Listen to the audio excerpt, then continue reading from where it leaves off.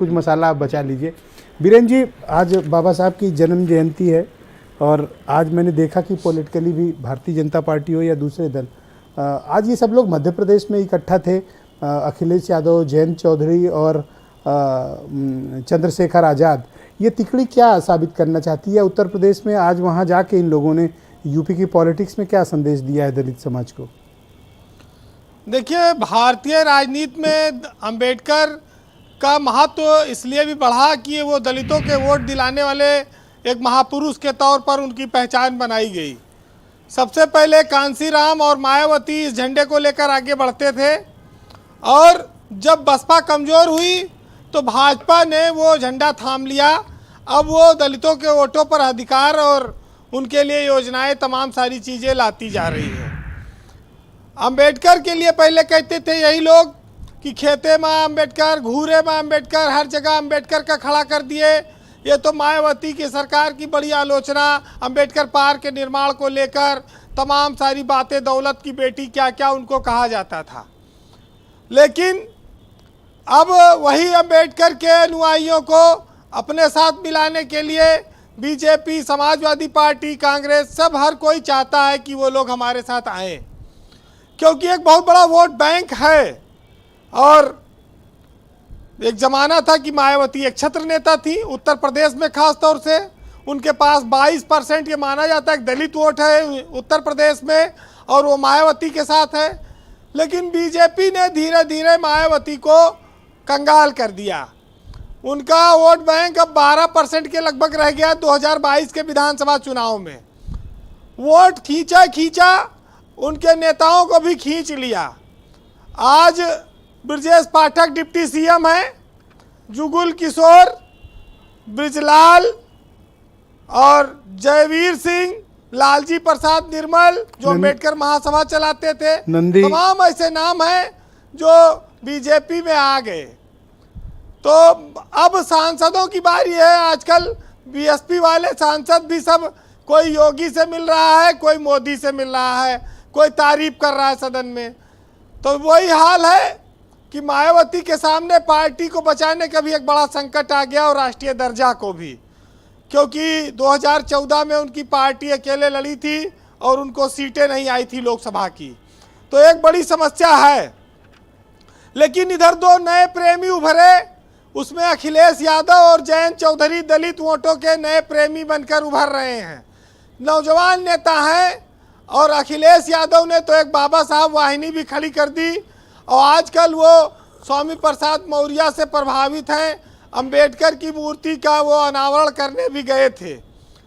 दलित vote Mayawati कहती हैं कि हमें दियो न दियो, लेकिन अखिलेश को न देना, भाजपा को भले दे दो। अब ऐसे में वो भाजपा को वोट अखिलेश यादव कितना पा पाएंगे, ये एक बड़ी चुनौती और एक बड़ी एनालिसिस का काम है, ये कठिन काम है। लेकिन आज भी वो लगे हैं कि बाबा साहब अंबेडकर की जन्मस्थली पर जाकर वो देश को एक संदेश, राष्ट्र को एक देना चाहते हैं कि हम दलितों के हितैषी हैं। मोदी दलितों के लिए जो अपनी सरकार की योजनाएं चलाते हैं उसमें राशन बड़ा महत्वपूर्ण है, जिसने लोगों का पेट भरा, गरीबों का। डीबीटी स्कीम जिसमें सीधा पैसा आता है खाते में, इसने दलित समाज को बीजेपी की ओर बहुत बड़ी तादाद में मोड़ा है। आप इसको बहुत बड़ा फैक्टर कह सकते हैं। उसमें एक उज्ज्वला योजना और प्रधानमंत्री आवास भी है।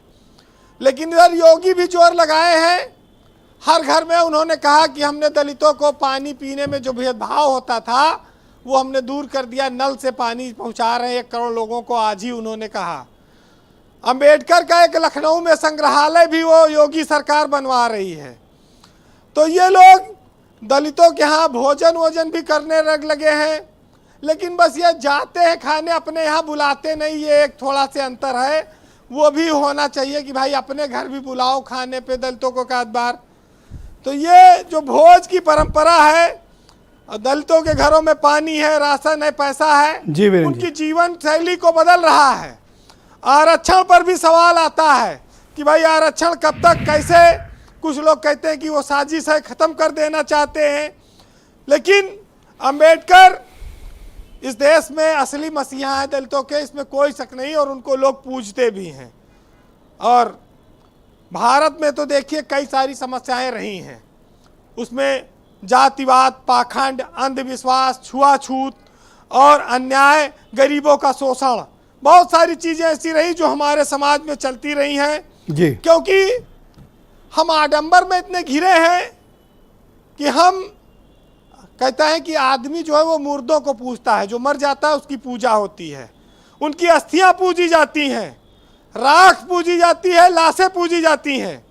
लेकिन हमारे देश में जीवंत लोगों का एक तिरस्कार चलता रहता है हमेशा, उनकी महत्ता कभी नहीं समझी जाती। जी।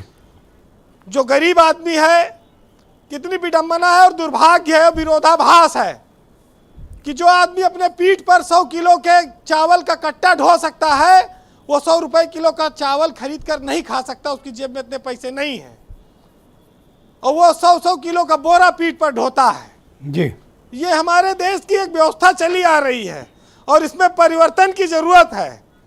इसीलिए राम ने सबरी के झूठे बेर खाए थे कि इस देश से जातिवाद और छुआछूत भेदभाव मिटे, हम अगर शास्त्रों से कुछ सीखना चाहें तो, लेकिन उस पर भी लोग अमल नहीं करते हैं।